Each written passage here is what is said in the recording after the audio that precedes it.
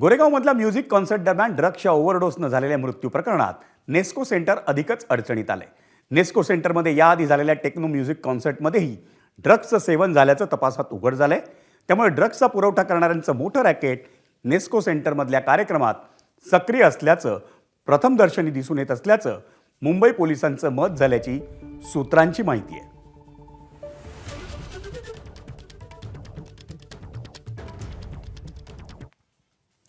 Nesco सेंटरमधल्या music कॉन्सर्टशी असलेल्या drugs पेडलर्सच्या संबंधांविषयी police तपासात नेमकं काय आढळून आलं आपण पाहूयात ग्राफिक्समधून.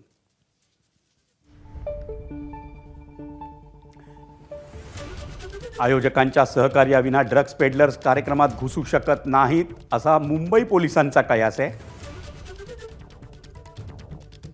वादाच्या भोवरातल्या म्युझिक कॉन्सर्टमध्ये ड्रग्स पेडलरचा सुळसुळाट होता असं मुंबई पोलिसांना तपासात निष्पन्न झालंय.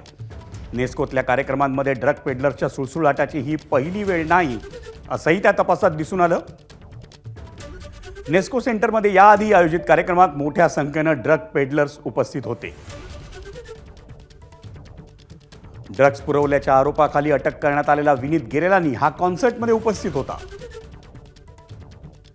ड्रग्स पुरवल्याचा आरोप असलेले आरोपी आयुष आणि शुभ अग्रवाल हे कॉन्सर्टमध्ये उपस्थित असल्याचं तपासात उघड झालंय.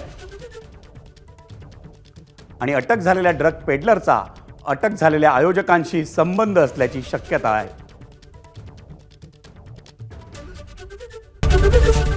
एबीपी माझा, उघडा डोळे बघा नीट.